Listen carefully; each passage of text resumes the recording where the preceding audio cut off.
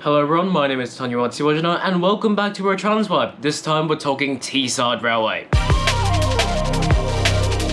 Now, Teesside aims to be a realistic and immersive game of trains in Great Britain with a balance of urban and rural geography.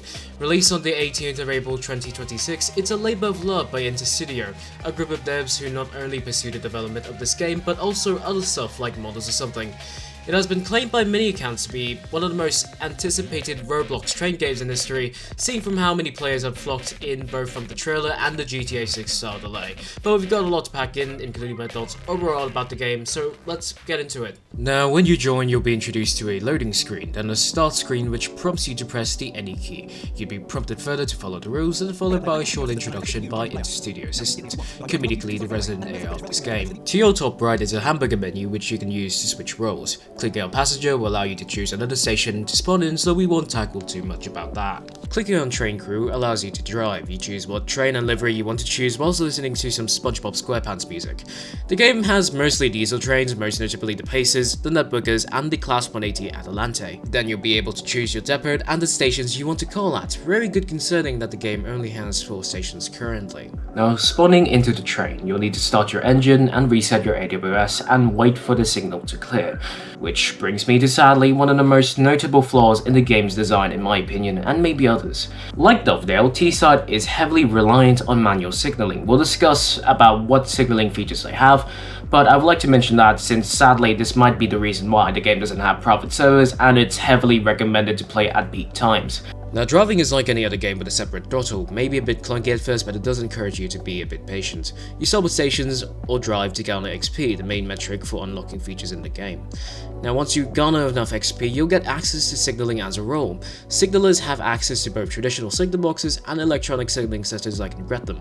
Sadly, I didn't get access to this mechanic by the time I played this game properly, so sadly I've resorted to both my understanding and the handbooks themselves. Similar to SCR and Trackside Railway though, they use these electronic signaling circuits, which are quite reasonable anyways. Alright, enough with the chatter, let's talk about my favourite part of this game, that being the scenery. Why though? Well, take a good look at this. Like any realistic Roblox game around the corner, Teesside Railway does it with flair. It utilizes the latest Roblox technology and therefore makes the experience remarkably high quality, whilst keeping my PC fans at high speed. Many parts of the map are also a tad interesting, including this railway museum you can visit at Gretham Station, the construction currently happening at the latter as well, the surprisingly detailed petrol station at Hackley, and the absurd amounts of fictitious commercial buildings of Saltburn, which also plays home to these group of lads with woofers playing underground map instrumentals on repeat. The game stations will always have at least a few departure boards, customer information boards and PA speakers, and of course it was the first game to tease AI traffic as part of their scenery. Now in the future they will also add manual dispatching and guarding, thus you may be able to see those features directly in some stations. Amusingly though, the game has a few game passes. All 3 of them unlock certain set of liveries for a certain train. In addition, if you're too lazy to wait for XP, you're able to unlock trains through Robux. Finally, the community is a bit new, but this section will mainly cover the game's reception by the community itself and what issues that I could comment on as well. Now, as you've known, Teesside's release has been somewhat overblown by some, and presumably due to how long the delay has been and how gradual the community has enlarged, I believe they set the bar too high for this. This is indeed the first game for these developers. The game is still notably in beta despite the long wait, and amusingly many comments from the community themselves are somewhat negative, and mostly because of the game's bugs and mechanics. Some positive feedback is still visible since some people think that the game is ready because of the very rigorous testing they did, but in my opinion though, it needs some time. And I'm sure they'll take this game to a better level and standard to fit those expectations more better if they had the time. Sorry for the stuttering those few moments ago, but yeah, that's about it. Teesside is a very interesting concept for a Roblox transport game, but it needs time, and I hope that in the future they'll release some more features and improve upon what they've initially done. As I've mentioned, it just needs a bit of polishing after all.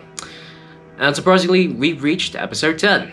This might be indeed the last episode of RoTransWipe for a while, maybe not, for many reasons. Mainly because I have an education, and I believe my content should just be more than this niche, and sadly there's many changes in the Roblox community and the platform itself that impacts communities like Roblox Transport, most especially up-and-coming developers. Those people who took their hobby and wanted to share it with the world, only to see that they're limited without the right requirements or the right wealth expected. Now I would like to take this opportunity to thank everyone who has watched this series thus far. It's been a pleasure, maybe of a lifetime, to share with you all a niche that's incredible and innovative. And maybe that's what Roblox should be, in my own opinion, powering imagination. Now if I could, I'll try to discuss further and share my opinions about these recent events, but please don't expect too much. But anywho, as per usual, maybe for the last time, that's it for this episode of RoTransWipe. Thank you for watching.